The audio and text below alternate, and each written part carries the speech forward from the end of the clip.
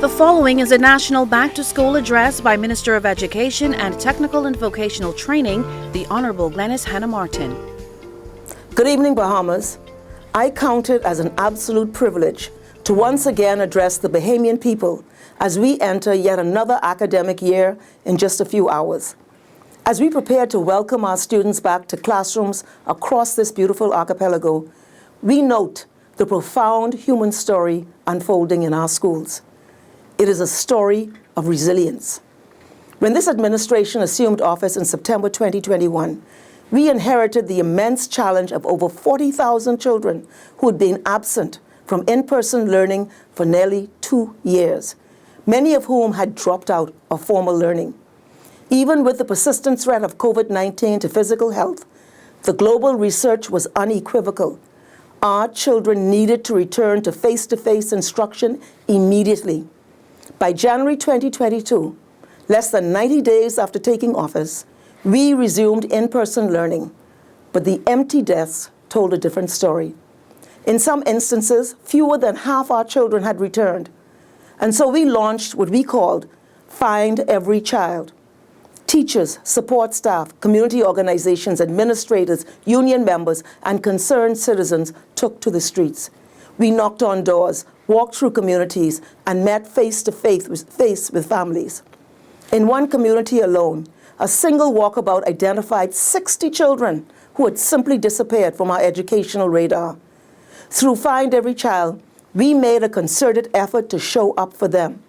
We engaged and trained a cadre of attendance officers and monitors who are stationed at schools and go out into the community to locate absent students. A hotline was established to report truancy, and a dashboard was created on our learning management system, which sends an alarm for children missing without explanation for a defined number of days in any given period. Today, because of our relentless efforts, we achieved a 93% attendance rate, which is in line with the highest attendance rates in the history of public education in the Bahamas.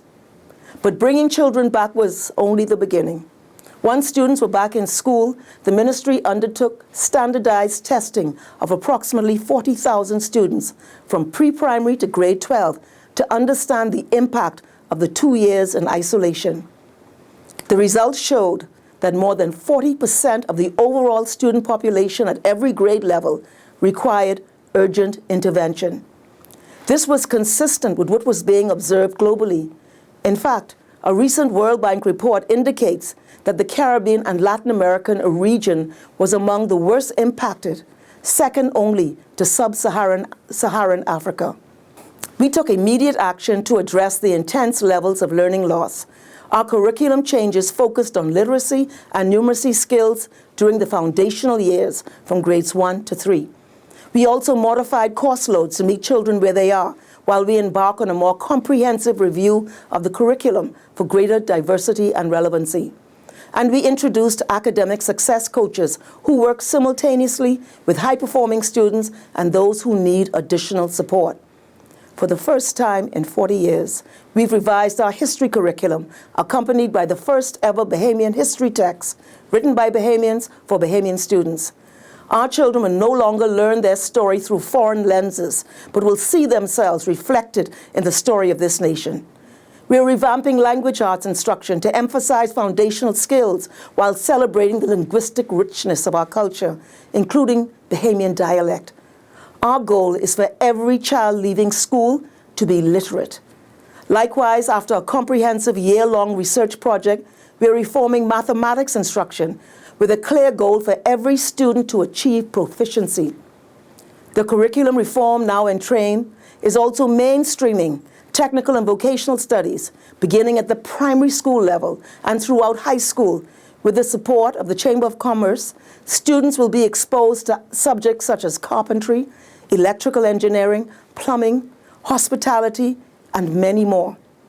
For high schoolers, the establishment of the Bahamas Polytechnic Accreditation and Training Hub, BPATH, represents the first institute of its kind, preparing to equip hundreds of high school students with industry accreditations in HVAC, advanced mechanics, carpentry, information technology, maritime studies, solar energy, and other in-demand fields. At the tertiary level, BTVI has expanded its reach to newly established campuses in Eleuthera, Exuma, and Abaco, in addition to New Providence and Grand Bahama. As a part of our reforms, our special needs students are receiving priority attention, with 16 special education teachers earning master's degree in the past year. Additionally, teachers throughout the system were trained to identify early signs of any learning disabilities of students in their classrooms and direct for appropriate support. These efforts will help to eliminate waiting lists and ensure the successful screening and assessment of hundreds of students who have been overlooked. The Marjorie Davis Institute for Special Education has implemented multi-tiered support services for high school students, offering targeted assistance in numeracy, literacy, and behavior. These services are designed to support students with mild to moderate needs, ensuring equitable access to academic and social success and psychological support. I thank the principal, Zen Roll, and her team for the yeoman's work that is being undertaken at that institute. Additionally, the ministry is bringing on board an audiologist, physiotherapist, speech pathologist, guidance counselors, and school psychologists so as to promote comprehensive support for our special needs students. This year, we will see a more aggressive push in our schools for healthy lifestyles. High sugar and salt content foods will not be permitted in the tuck shops, and awareness campaigns will be rolled out for our students, informing them of how their choices impact physical and mental health. The National School Breakfast Program, first initiated 3 years ago as a pilot program in a few schools, will now roll out in every public pre-primary, primary, and all-age schools in our country. To empower and nourish the creative spirits of our young people, this year, our first ever creative and performing arts school, Campus, is coming online. Additionally, this September, we expect to see in both primary and junior high schools new standards for the teaching of the performing arts. This will be a beautiful sight to see. Last school year, we introduced Junkanu as part of the curriculum, and this upcoming school year, we're fully integrating Rake and Scrape into our classroom because we believe our cultural identity and history is sacred and should be fully woven into the foundation of a modern Bahamian education. In collaboration with the Ministry of Youth, Sports and Culture, along with the National Sporting Federations, we are working to align school sports with national priorities and international standards. This includes a number of refresher and certification courses, which mark a major milestone in teacher and coach development in school sports. We're also working on bringing back the nationals. Digital literacy is an essential part of our reforms. We're expanding efforts to cultivate digital skills and provide access to learning via computers and other technology. The IDB has awarded an initial $50,000 educational grant to the Ministry of Education to initiate a national digital skills assessment.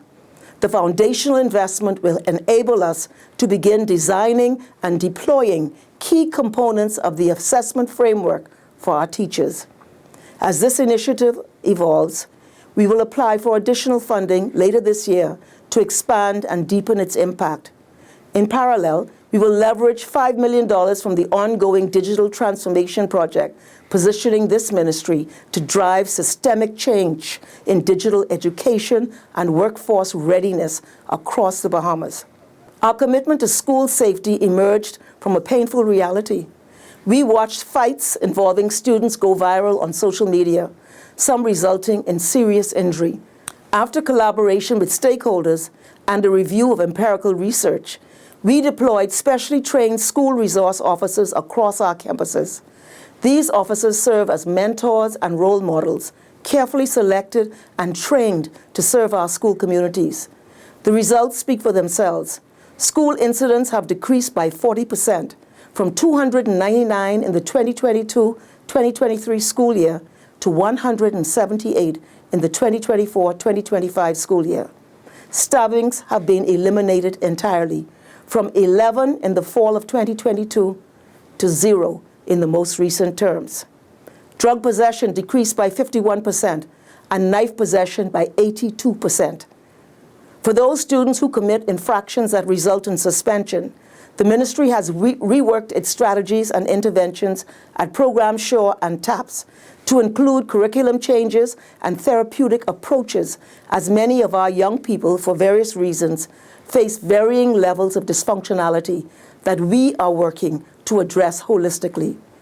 We're also investing in the structures that our children learn in.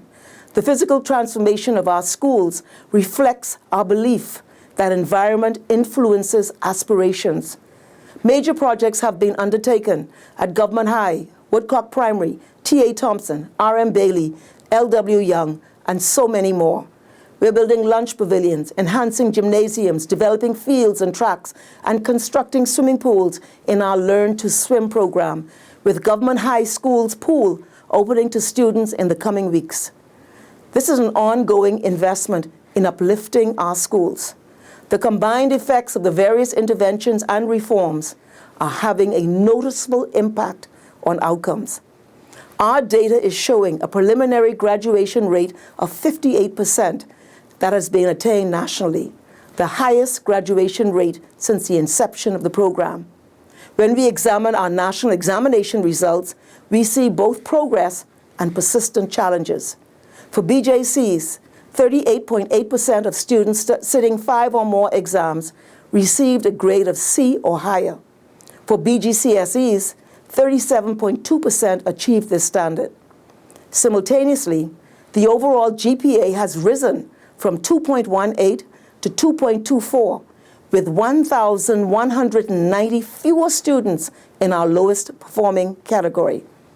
These figures tell a profound story about young Bahamians across our archipelago. Notably, 70% of our top performing schools are Family Island schools, reminding us that excellence exists across our entire nation. But let me speak plainly about what these numbers cannot show us. They cannot show us the face of the child in Long Island who now believes success is possible. They cannot measure the relief in a mother's voice when her son reads his first complete sentence aloud. They cannot quantify the pride of a teacher whose students move from needs improvement to satisfactory. These are the victories that live beyond statistics. Yet we must also acknowledge the child in grade 9 who sits in mathematics class feeling defeated, the 12th grade student whose writing struggles have persisted throughout their career, and the family wondering if the hopes they have for their child will ever take root. To those children, to those families, I say this: we see you. Your struggle is not invisible, and your potential is not forgotten. We will not rest until every child in this nation has the support they need to succeed. The data reveals critical intervention points. Grade 5 and 9 emerge as pivotal moments where focused support can change entire trajectories. In literacy, we celebrate comparatively strong performance in the lower primary years, but we must address the challenges that emerge in upper primary and junior high. In mathematics, we see concerning declines from the promising foundation established in early grades. While many students are thriving, this year's results further highlight the persistent issues we have faced when it comes to core subjects like math, language, and science. These results confirm both the resilience of our students who have persisted through great difficulties, as well as the urgent need for reform.